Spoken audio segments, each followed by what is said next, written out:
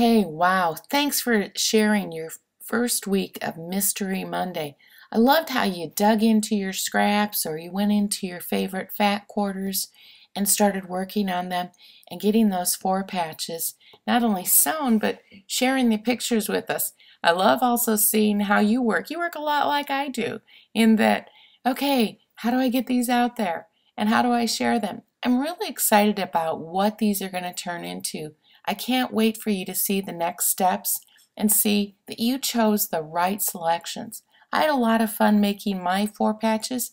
I made my 4 patches from the Kona Solid collection, the fat quarter collection that I've been curating and saving. And I chose my 4 different color families as I shared with you in the last video. And it was a lot of fun to make them piece by piece. When you see the instructions in the pattern, like me, you're going to really be glad that you did them this way. It always seems a little more time consuming, but it really is the quicker way to do it. And as you run your hands over these fabrics and these little collections that you have, just celebrate how nice and square they are. You've done a good job with putting them together this way. Whether they're solids and they have real distinct lines between them, or they're not quite so distinct, you're going to really be happy with what you chose. We're ready for our next step, and this week we are going to take on our fabric again. We're going to pull it out, we're going to do some different cuts, and we're going to make some half squares. Now our half squares are a little trickier to do, but we're going to use some tips that are going to really help you out with this. Pull out your chart that I emailed you, and you're going to be pulling out your fabric and cutting your strip sets again. I like to cut my strip sets from a few layers at a time. I usually cut off of the one end. I flip the fabric over as opposed to squaring up the one side. I find that it works a little bit better rather than trying to kind of eyeball straightening up an edge. I cut past the 4.5 and then I come back and I trim it down to 4.5. My first unit that I'm going to be cutting, I'm going to be using the Nifty Notions half square. I set it so that I can see Nifty Notions facing me the way that I would read it. I line up the bottom line, but then I also line up the side markings so that they're at the right point. When I do this, I make my first cut on the angle. You're going to see that you're going to have a header along the top of that piece. Then I'm going to be taking my ruler and I'm going to be reaching in the lower left-hand corner and I'm going to turn the ruler. You'll notice on the back of your ruler you have markings that show you the size of your strip set. Don't get fooled by this. Those are there to help you, and if you're not seeing them, keep looking for them. They're on the back side of the ruler. Flip the ruler back again and look at it again to see where you started, and then just turn the page. And when you get ready to cut your next ones, you're going to turn the ruler back right where it was. It's just a 2-step. That's all it is. So you're going to cut your first piece, then you're going to turn the ruler, you're going to get your second piece. You're going to flip it back, first piece, and then second piece. We're going to be cutting from 3 color families for this set of steps. And so we're only going to be using 3 of our 4 color families. You'll see there along the upper right, I have some of my pieces set aside. I've got multiple fabrics that I cut out of this family of colors. You'll see this on your chart. You're going to see right which 3 color families and how many units we need to cut out of each one. And then as you cut them, you're going to keep walking down that strip. I didn't put in here how many strips you need to cut because you've got the number of units and some of you are working from scraps. So it's going to be a whole lot easier. So we've got our first ones, we've got the 2 color families we shared from, and you'll see we've got the light and the dark in this particular color family. And then the next one, we have what's called the medium light and the dark. Now be sure that you look at your chart that you made, and your chart corresponds with what we did last week for the 4 patches. And don't be tripped up by what I'm calling light and dark. I wrote that chart out for you to fill out your sections. This one's obvious what's light and dark to me, but it might not be so obvious in yours. This next one is my medium lights and my darks. Again, it's obvious to me, but it might not be obvious to you, so really consult the chart that you made from the first step.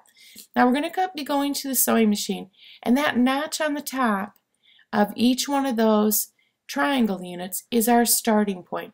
I'm lining this up with my 1/4 inch. I count on my Bernina machine where I've got my 1/4 inch marked on my foot, but I also have it on my plate. And then I'm going through and I'm going to be clipping them apart.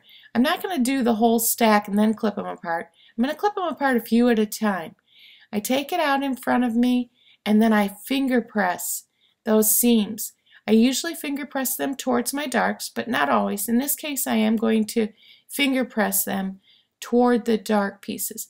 When I finger press, I start from one side and then I pull and I finger press from the other side. I start in the middle and I pull out towards the corners. Now you notice in the upper right, I have a little dog ear hanging up there.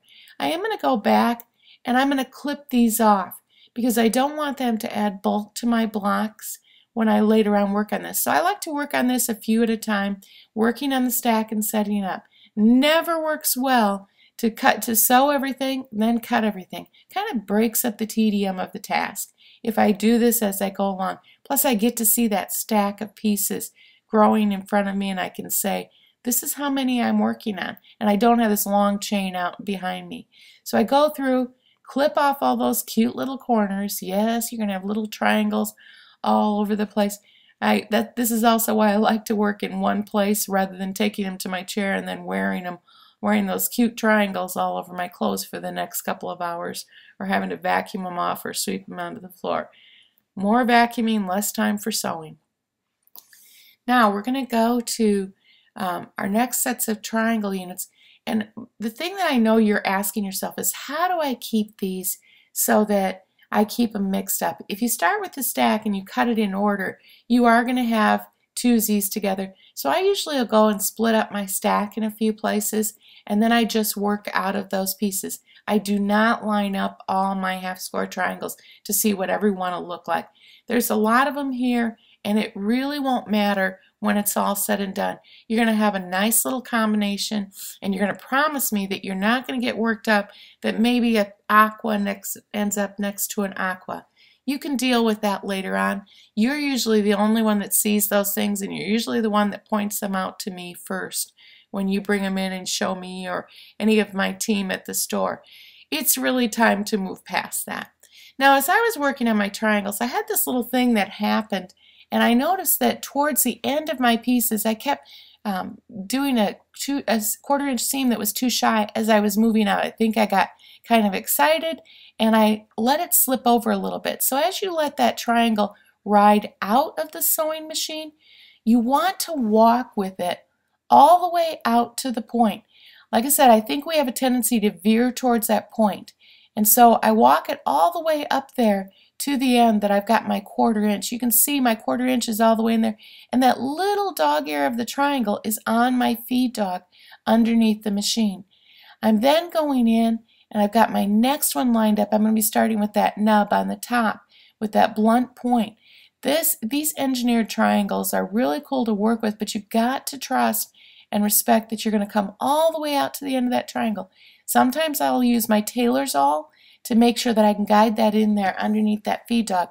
Otherwise, my triangles end up not being full triangle sets, and they end up being a little trapezoided in the corner, and then I have to do some adjusting. You might want to check out your work, see how you're doing this.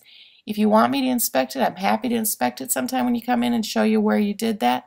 But I know I did it, and I sew quite a bit. So now I'm going to give you a little bit of a sharing of where my pieces are and what my collections are. I'm pretty proud of them. They were a lot of fun to work with. It only took me a couple of hours to sew these together. Mysteries are really great for just one step at a time. I hope you send me some pictures, and I look forward to seeing your creations.